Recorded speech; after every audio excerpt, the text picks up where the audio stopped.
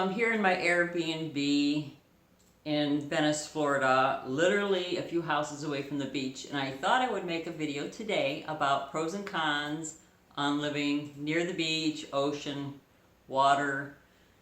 Now I'm going to say this is my experience for me. Sorry about the echo in the house. I was outside and the neighbors were blaring their music because they're older and they don't hear very well. So I had to come in, so I'm here. I wanted to tell you, one of the pros is the salt air that smells so good. If you ever been near the ocean or live near the ocean or vacation near the ocean, you know it smells just beautiful. So here's my pros and cons, and this is not just Southwest Florida. I'm going to share my experience living on Lake Erie in two different high-rises, which I absolutely love. In my late teens, early 20s, I got the opportunity to live in some pretty cool apartments. I know people hear apartments and they're thinking, you know, it's an apartment, but this was really nice because both apartments that I lived in on Lake Erie were high rises, and I made sure I had a balcony, and I made sure that I was facing west so I could see the sunset every night. So here we are in the Gulf of Mexico and living near the beach, near the water. We can see the sunset every night, but I'm only here for a month, so I just want to make that clear.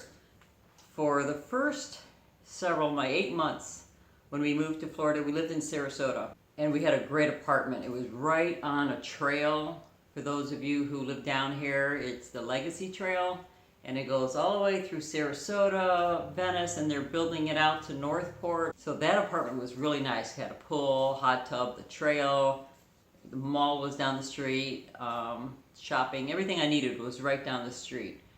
And the beach, Siesta Key Beach, was like 10 minutes away, except for whether it was accidents, traffic during the year. I'd say 10 minutes during the summer. So then we decided to buy our house in Northport inland, and mainly because it was during the crash.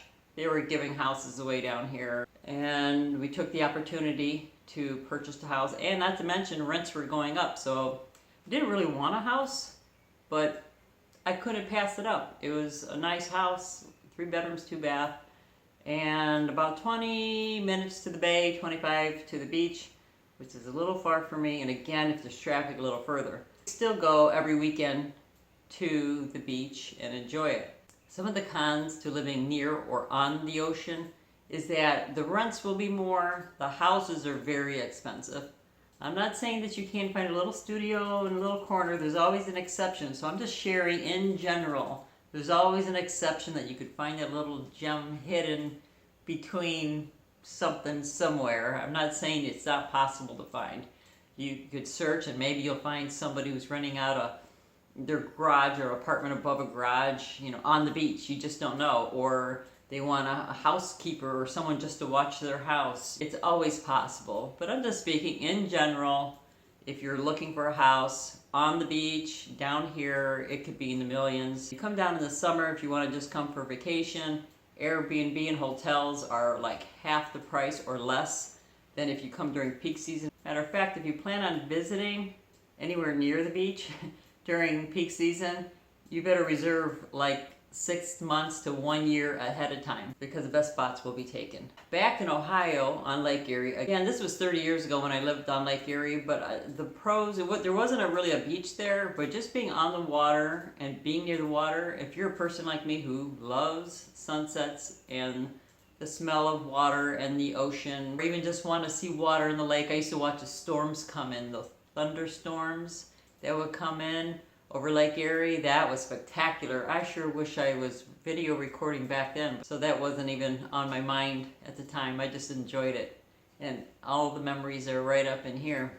Now back to Florida, the other thing you have to watch out for, the closer you get to water, rivers, canals, lakes, the ocean, the Gulf of Mexico, you have to be careful with insurance, house insurance, if you're going to buy a house, because it can get very expensive. And don't ask me how much insurance is, because it's so different, because it all depends on, first of all, how old the house is, how big the house is, what the house is worth, how old you are, your FICO score that kind of goes if you have car insurance with that company, the location of the area, how old your roof is, if you have wind mitigation on the roof, which you're supposed to do to see if it's strong enough for hurricanes.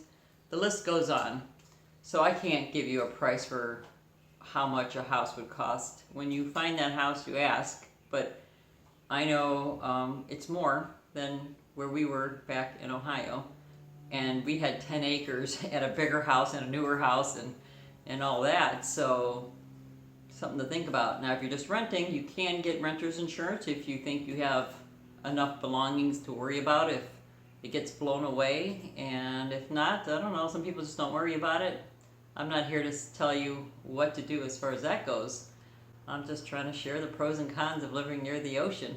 Now, being that we're here for a month, I gotta say one of the main pros is not fighting traffic. I literally can walk down the street to the beach, see the sunset, and walk home.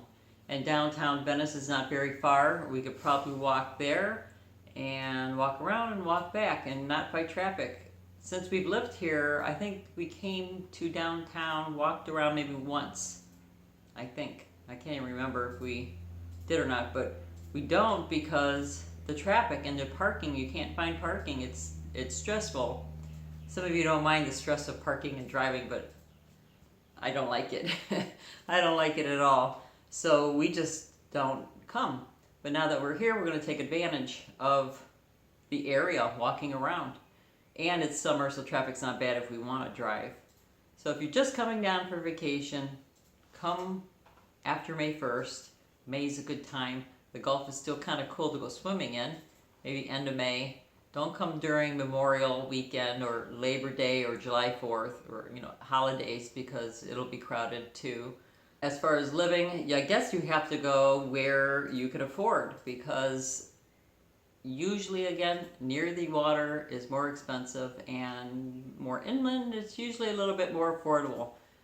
But if you're just renting, you'd be surprised that you might be able to find some rental places closer to the water that you might be able to afford if you're not interested in buying a house anymore. I know a lot of you watching are my age, older, or retired, and you're done with owning a house. You owned it your whole life, you're done.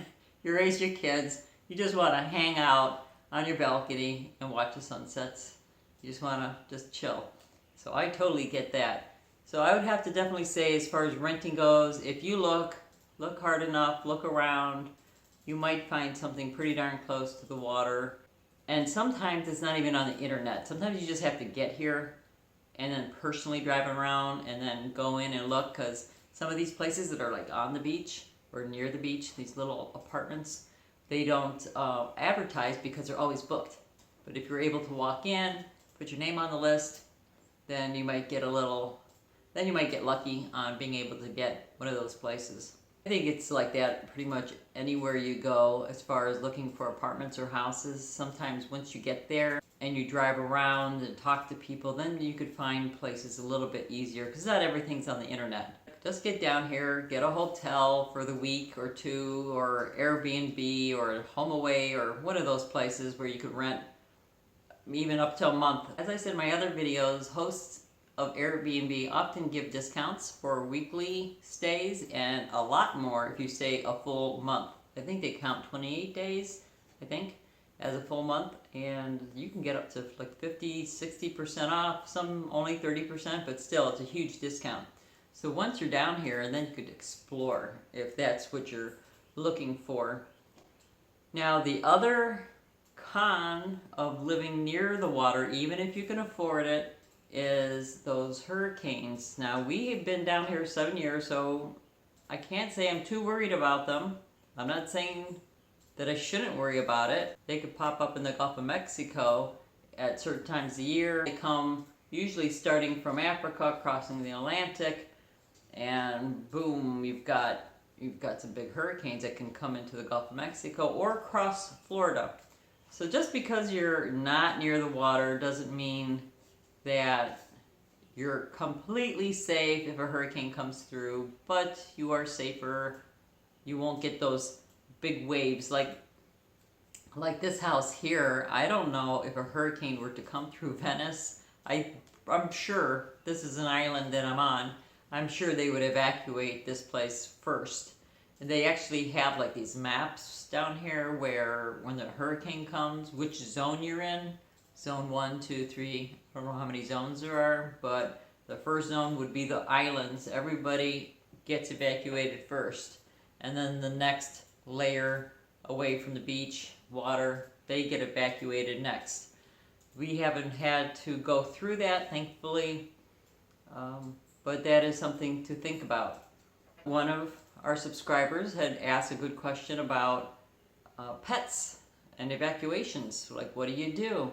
Well, after Katrina, if you folks remember how horrible that was and how people were dragged from their homes without their pets. I mean, pets are like your babies, and families did not want to leave their pets behind. And they were forcibly taken away from their homes, and the pets left behind. Some died.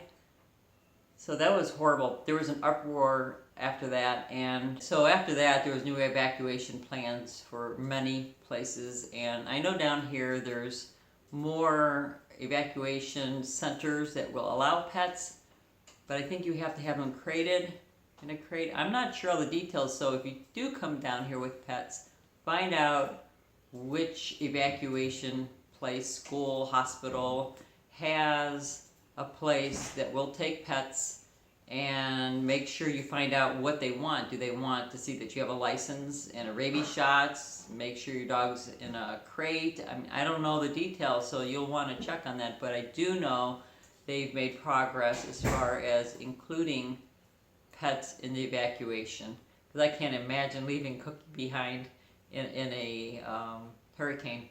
Nor, I don't think I would stay at an evacuation center. If I had to evacuate, I think I would head out of state or inland, or try to get a hotel ahead of time.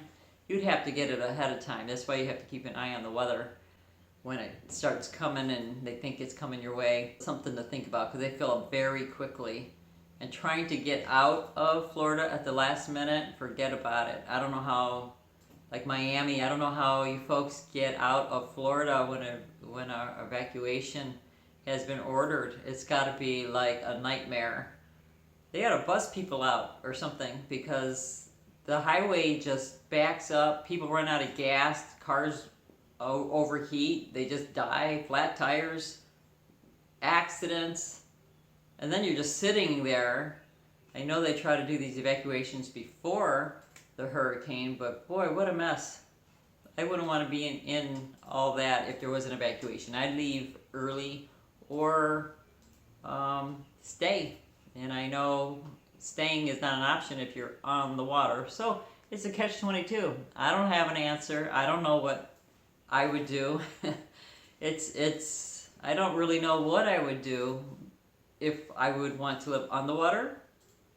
But the hurricanes, you know, they can come and maybe they won't for years. So do you deprive yourself of not living near the water because you're afraid of a hurricane that might or might not happen in your area?